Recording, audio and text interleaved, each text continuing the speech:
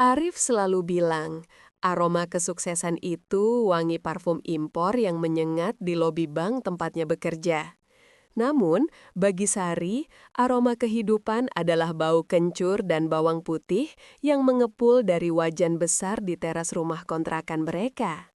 Arif lupa bahwa kemeja putih licin yang ia banggakan setiap pagi itu dibeli dan disetrika dengan rapi oleh tangan yang berbau kencur itu.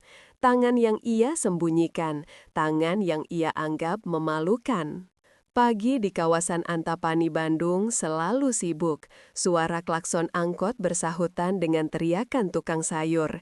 Di sebuah rumah kontrakan sederhana bercat biru muda, Sari sedang sibuk memotong-motong kerupuk basah dan sosis. Wajahnya berkeringat, daster batiknya sedikit basah di bagian punggung. "Sar, kamu ngapain sih masak seblak pagi-pagi buta gini?" Teriakan Arif menggelegar dari kamar tidur. Sari terlonjak, pisau di tangannya nyaris meleset.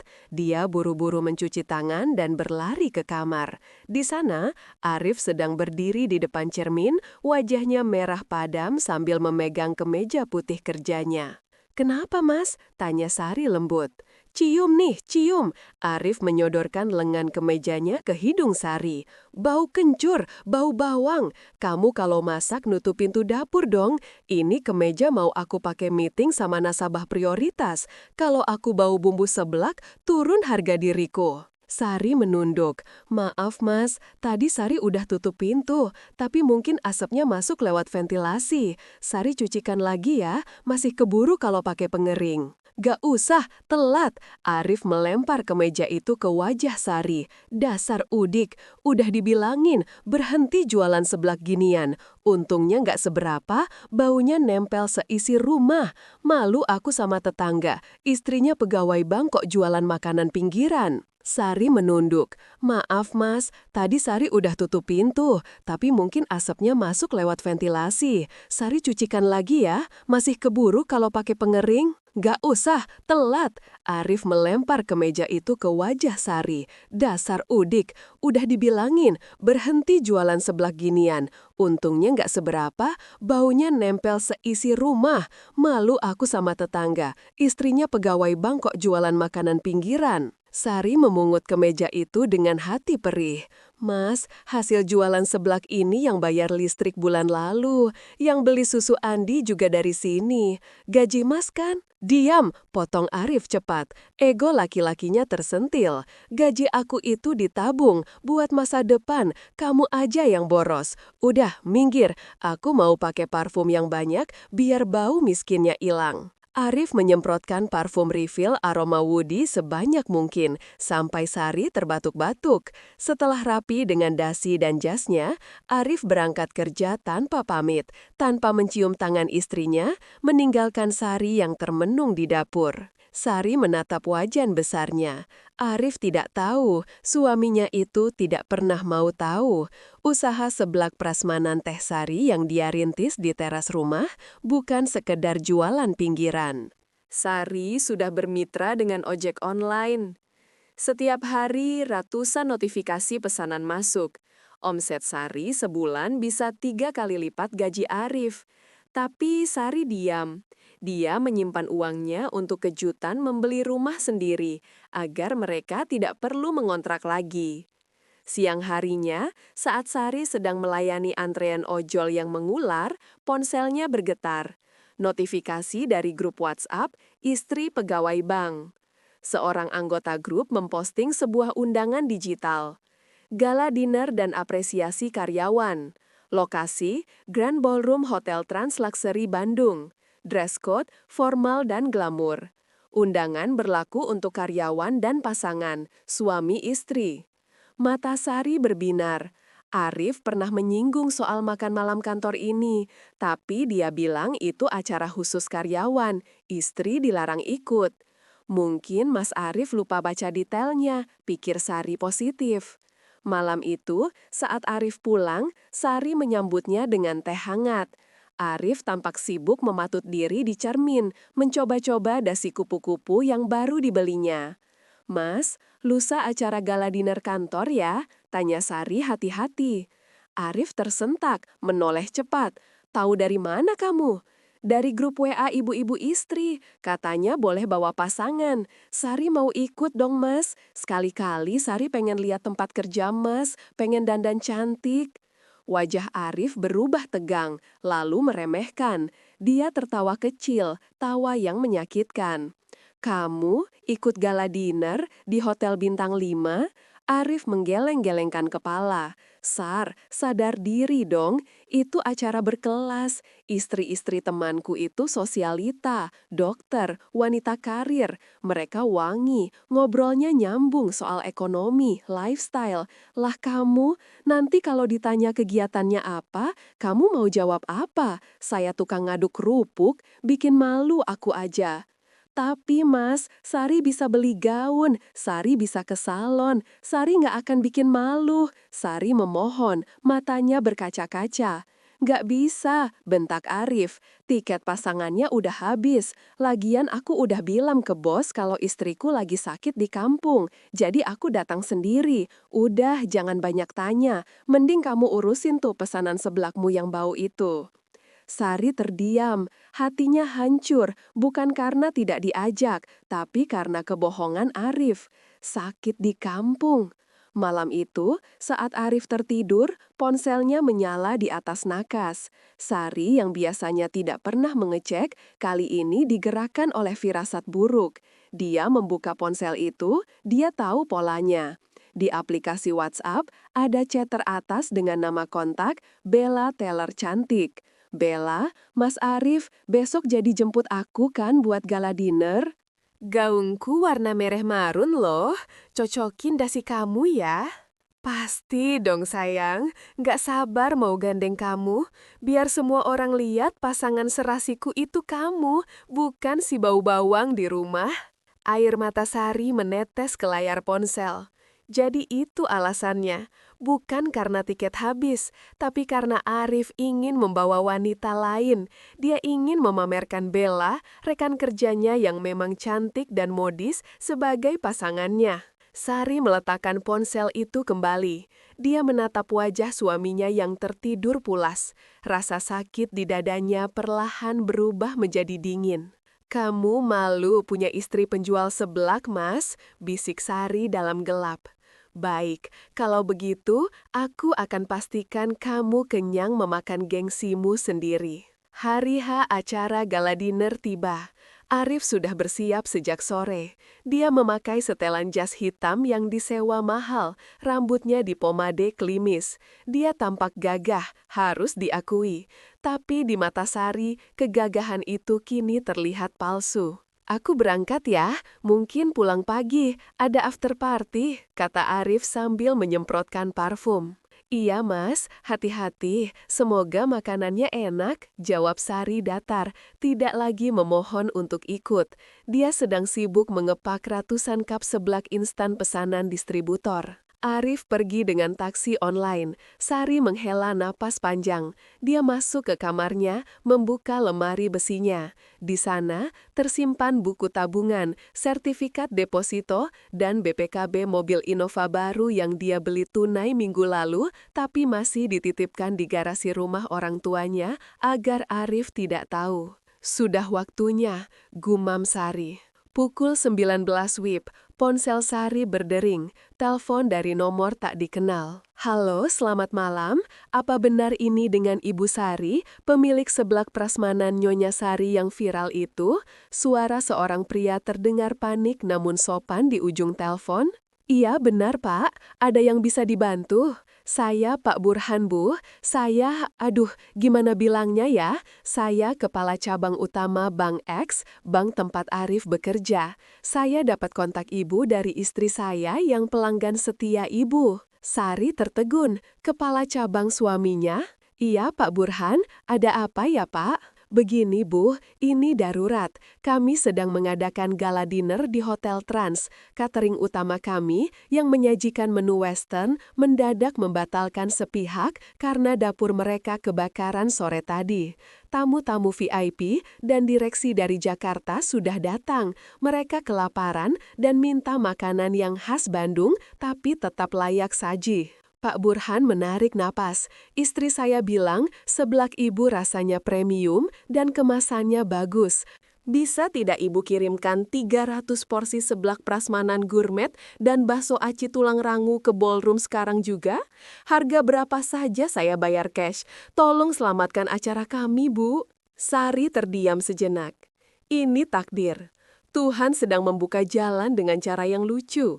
Suaminya malu dengan seblak, tapi sekarang seblak itulah yang dicari bosnya. Bisa, Pak Burhan. Kebetulan saya punya stok bahan premium untuk pesanan besok yang bisa dialihkan.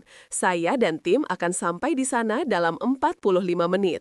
Alhamdulillah, terima kasih Bu Sari. Nanti Ibu langsung masuk lewat pintu VIP ya, saya tunggu. Jangan khawatir soal baju, pakai seragam catering Ibu saja. Yang penting makanannya sampai. Sari menutup telepon, senyum tipis mengembang di bibirnya. Tim, kumpul semua, teriak Sari pada 3 orang karyawannya yang sedang beres-beres. Kita ada pesanan mendadak, urgent, bawa chafing dish, pemanas makanan yang bagus, bawa taplak meja batik yang mewah. Kita mau kondangan ke hotel bintang 5. Sari berlari ke kamar mandi. Dia tidak akan datang dengan daster. Dia mandi, lalu mengenakan seragam kebanggaan usahanya, kebaya modern berwarna dusty pink dengan celemek pinggang berlogo emas, seblak Nyonya Sari. Dia memoles wajahnya dengan make up tipis, tapi elegan. Ayo berangkat, kita lihat siapa yang akan malu malam ini. Sementara itu, di ballroom hotel, Arif sedang berdiri dengan bangga, menggandeng Bella. Bella mengenakan gaun merah marun dengan belahan paha tinggi, terlihat sangat mencolok. Mas, teman-teman kamu liatin kita terus tuh, bisik Bella manja. Iya dong, mereka iri aku bawa bidadari. Coba kalau aku bawa si Sari, pasti dikira aku bawa tukang cuci piring. Arif tertawa, menyesap moktelnya. Suasana pesta sedikit tegang karena makanan utama belum keluar. MC di pangkong berusaha mencairkan suasana. Mohon maaf Bapak Ibu, ada sedikit kendala teknis di dapur. Namun jangan khawatir, Pak Kepala Cabang sudah menyiapkan kejutan kuliner spesial khas Bandung yang sedang hits untuk Anda semua. Pintu samping ballroom terbuka lebar. Masuklah rombongan troli makanan yang didorong oleh beberapa orang berseragam rapi. Aroma kencur, daun jeruk, dan kaldu sapi yang menggugah selera seketika memenuhi ruangan dingin ber-AC itu, mengalahkan wangi parfum mahal para tamu. Perut para tamu yang lapar langsung bereaksi. Di barisan paling depan memimpin rombongan itu, berjalan seorang wanita dengan langkah tegap dan percaya diri. Arif menyipitkan matanya, dia kenal postur itu. Dia kenal cara jalan itu. Nggak mungkin, desis Arif. Wanita itu menoleh, matanya menyapu ruangan dan berhenti tepat di wajah Arif yang pucat pasi. Sari tersenyum. Suasana ballroom yang tadinya kaku berubah menjadi riuh rendah penuh antusiasme. Wah, bau seblak, enak banget ini. Ini kan seblak Nyonya Sari yang susah banget dipesan itu, yang antrenya berjam-jam. Gila, Pak Burhan keren banget ngundangnya legend kuliner Bandung. Para tamu VIP dan direksi yang bosan dengan steak dan pasta justru terlihat sangat tertarik.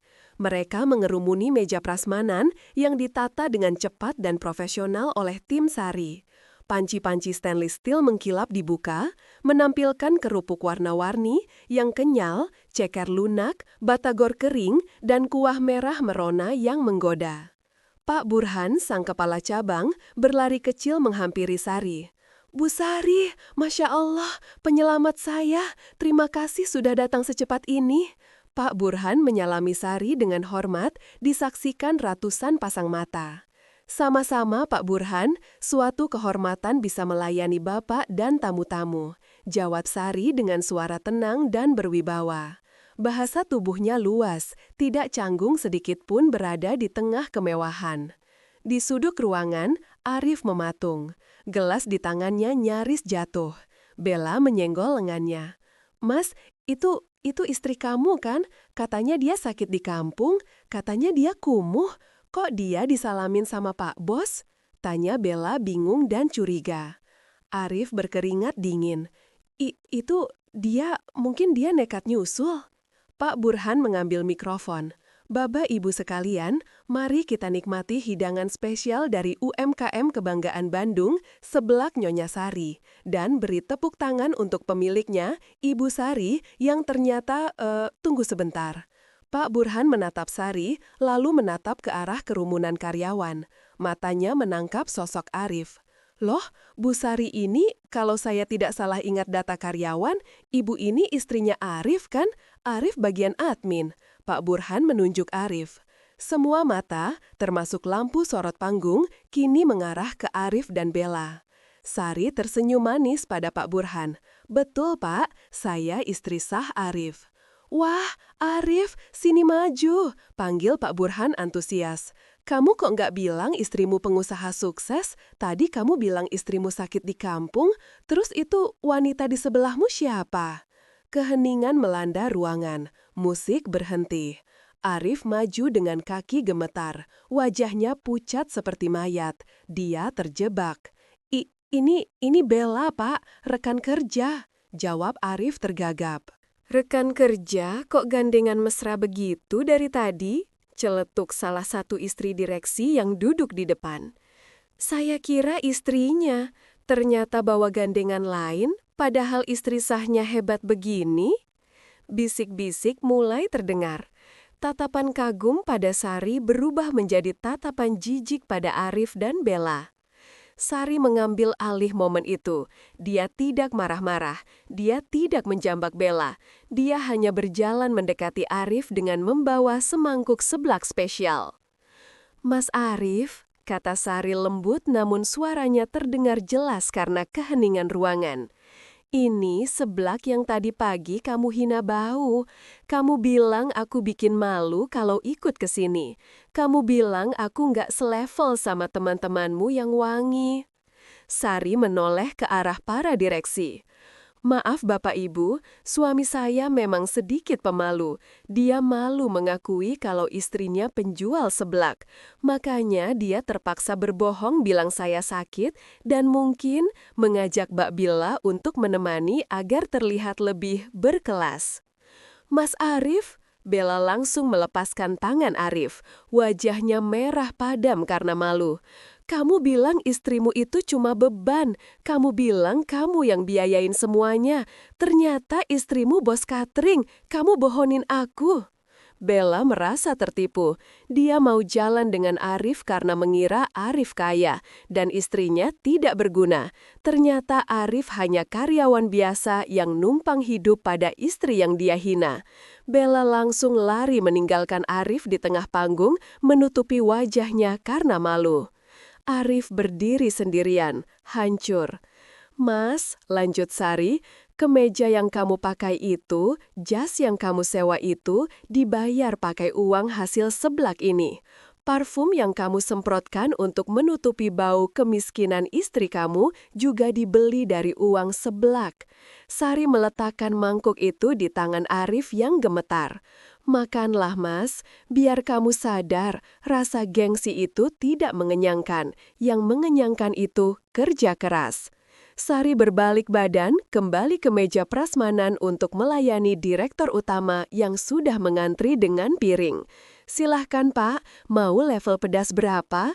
Tanya Sari ramah mengabaikan suaminya yang sudah hancur lebur harga dirinya di belakang. Pesta berakhir dengan kesuksesan besar bagi Sari dan mimpi buruk bagi Arif. Seblak Sari ludes, dia mendapatkan pesanan catering tetap untuk makan siang kantor pusat selama setahun ke depan. Kartu nama Sari berpindah tangan ke banyak pejabat. Sementara itu, Arif pulang sendiri. Tidak ada taksi yang mau mengangkutnya karena dia tidak punya uang di aplikasi, saldo habis buat sewa jas, dan dia terlalu malu untuk minta tebengan teman. Dia pulang jalan kaki sebagian, lalu naik ojek pangkalan. Sampai di rumah kontrakan, dia melihat koper-kopernya sudah ada di teras. Sari sedang duduk di kursi plastik, menghitung uang hasil penjualan malam ini. Tumpukan uang merah dan biru menggunung di meja. Arif belum pernah melihat uang cash sebanyak itu di rumah mereka. Sar, suara Arif parau. Kakinya lecet karena sepatu pantofel sewaan yang kekecilan. Bawa koper itu mas, pergi, kata Sari tanpa menoleh. "Sar, jangan gini dong, aku suamimu. Tadi itu aku cuma hilaf. Aku janji nggak bakal gitu lagi. Aku putusin Bella." Arif mencoba mendekat, matanya melirik tumpukan uang itu. "Bella sudah mutusin kamu duluan tadi di hotel," jawab Sari dingin. "Dan aku juga memutuskan kamu sekarang." Sari melempar sebuah amplop coklat ke atas koper Arif. Itu surat gugatan cerai. Dan ini, Sari melempar kunci motor Arif.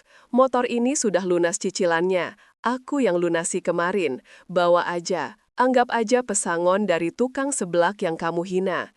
"Sar, kita bisa omongin baik-baik. Aku minta maaf. Aku salah menilai kamu. Ternyata kamu hebat. Kita bisa kaya bareng-bareng, Sar. Aku bisa bantu manajemen usaha kamu. Aku kan orang bank." Arif mulai mengemis, melihat potensi uang dari bisnis Sari. Sahid tertawa, tawa yang lepas dan bebas. "Bantu manajemen, mengurus gaji sendiri saja kamu nggak becus, sampai harus ngutang pinjol buat gaya. Mau ngurus bisnisku? Nggak perlu, Mas." Sari berdiri. "Aku sudah beli rumah cash di kompleks sebelah. Besok aku pindah. Kontrakan ini sudah aku bayar sampai akhir bulan. Kamu boleh tinggal di sini sampai habis masa sewanya. Setelah itu, terserah kamu mau tidur di mana. Mungkin di lobi bank tempat kamu pamer itu?" "Sar, kamu durhaka sama suami," teriak Arif frustrasi. "Suami yang tidak menghargai istri tidak pantas mendapatkan hormat," balas Sari tegas. "Pergilah, bau parfummu bikin aku mual. Aku lebih suka bau kencur. Bau kencur ini bau uang halal." Sari masuk ke dalam rumah dan mengunci pintu. Arif menggedor-gedor pintu, menangis, memohon, tapi Sari tidak bergeming.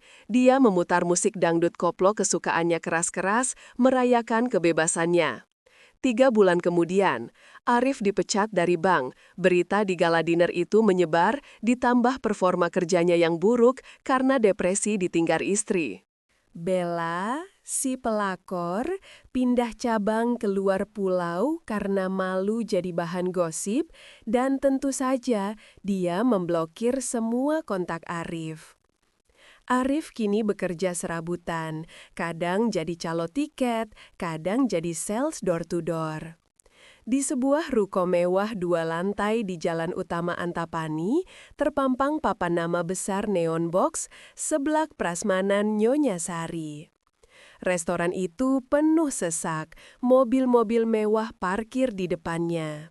Di dalam, Sari sedang memberi arahan pada karyawannya. Dia terlihat cantik, segar, dan bahagia.